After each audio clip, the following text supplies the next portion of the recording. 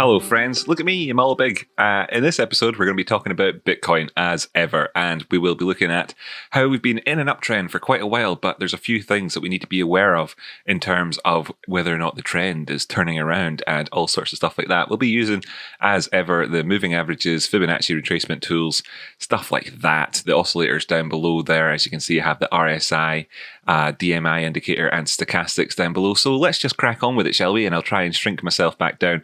So if you think that sounds interesting, diddly diddly diddly diddly diddly. Oh, and actually I thought what I would do in this episode is I'm interested in where else you look for technical analysis on YouTube. So let me know in the comments down below who else that you watch there on the YouTubes for your updates. Now, of course, there's lots of different types of technical analysis out there. I'm pretty much of the opinion that mine's the only one that's worth watching. But of course, there's plenty of other places, and I'm curious. I just wonder where else that you'd be tuning into. If I had somebody else to recommend, I would say possibly Crown's Crypto Cave would be a good one. In terms of actual technical analysis and stuff like that, I wouldn't really recommend Carl the Moon or whatever, but let me know. I'm interested to know. So as you can see here, anyway, I have a bunch of notes written out on the charts, and they're not particularly easy to see because, of course, the price action themselves and these oscillators and whatever are on top of them. But that's cool. I did that on purpose so that you wouldn't just be sat there reading them all, getting ahead of the game before we've covered the chat. Let me just take everything off the chart and summarize this real quick. We've been in an uptrend since March. Okay, and the trend's your friend until the end of the trend, right? So that'll kind of, preclude everything that I'm about to say here. Well, no, we'll prefix everything I'm about to say here with that knowledge. We had a shock to the market back here, and then subsequently there's been a big rise up in prices. Now, normally at turnaround points in the market, for sort of medium-term trends, you don't really necessarily see a massive shock as the impulse down the way. And when you're looking for turnarounds, you kind of look for things like this here, this 50-day long inverted head and shoulders, where we saw the turnaround back in December last year before the rises up to the highs in February. But of course, then we had this pandemic shock. Now, what I'm kind of saying here is that while we are in an uptrend, we have to be aware of the fact that, of course, there could be elements in there which lead towards downward trending price action thereafter.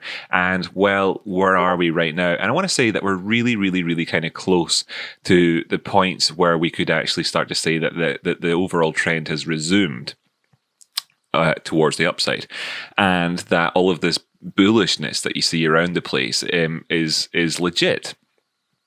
Okay, I would like that, and we're right there, close to that point. Okay, that all sounds fairly reasonable. Let's now then dive into what I've been saying over here. So in yesterday's episode, I talked about the moving averages, and pardon me if I just highlight this box here. You can see I've written the average will drop. So the 50 simple moving average will continue to drop down the way so long as prices don't actually take out these candles here towards the top side. Now that's going to be fairly short-lived in the sense that this price action that we've seen here does go back almost 50 candles in and of itself. But just want to be aware, of course, that this before we see a turnaround really in terms of the slope of the 50 simple moving average here, we will actually see them continue to drop. So I can just kind of move that one out of the way for just now. So we can keep our eyes on this line, and I think a lot of people's eyes are on this line. Let me just line it up properly with this red line just here. We should keep our eyes on this area. Of course, we know that comes in at about 11,150, if you want to call it that.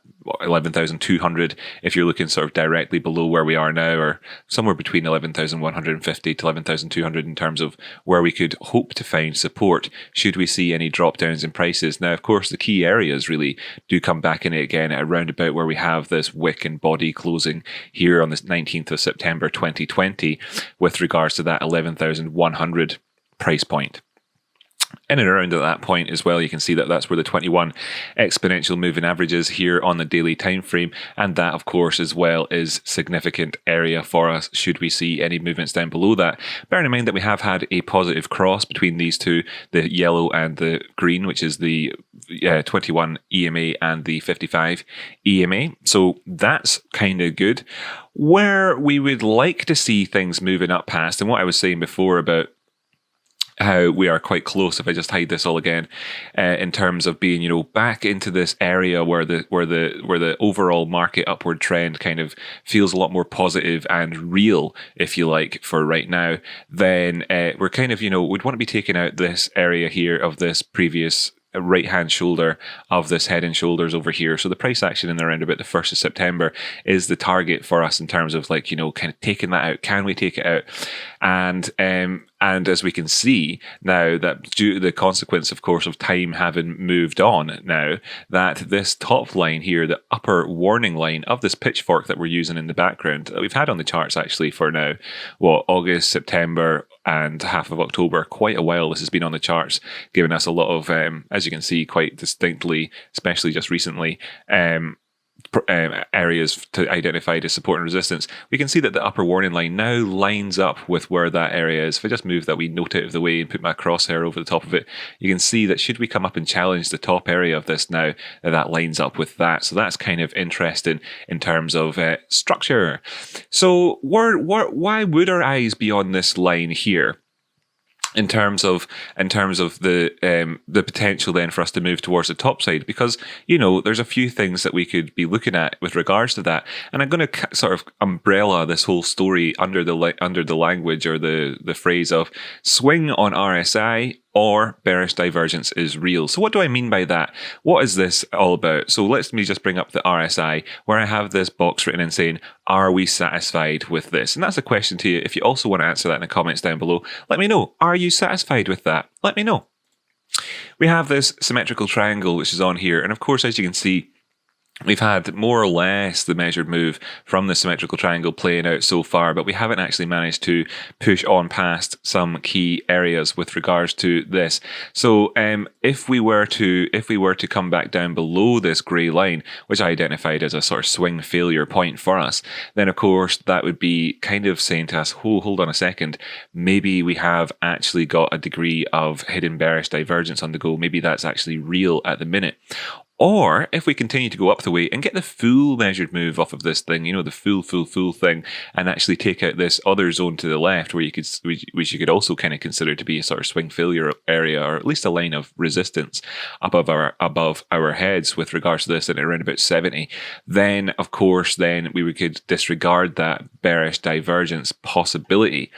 Now, let me just kind of talk about that here with regards to the stochastics. Do you want to call this bearish? Now, we've got a high over here, which is of course lower than this high over here on the left. So the high that we had in about the 10th of October is lower than the high on the 19th of September. The high on the 10th of October in this chunk just here is lower than the high on the 19th of September, while it's higher over here on the price action. So this is of course bearishly divergent at the moment, bearishly divergent, as we look towards this area and say, well, is this bearish divergence or not? This is the question mark that we could put in here right on top of this. So as we have highs over here, which are indeed higher than, of course, the 18th of September, as we just kind of looked at on the stochastics and noticed it was classic bearish divergence, are we looking at this point here and comparing it back over to the 1st of September highs, which of course is what lines up with this top up here where we're speaking about in terms of the structure, and saying, well, currently we're actually pushing up higher than that high. And this was, if you want to look back and say that, well, on terms of how back at this time we had a shock to the market, which then turned around.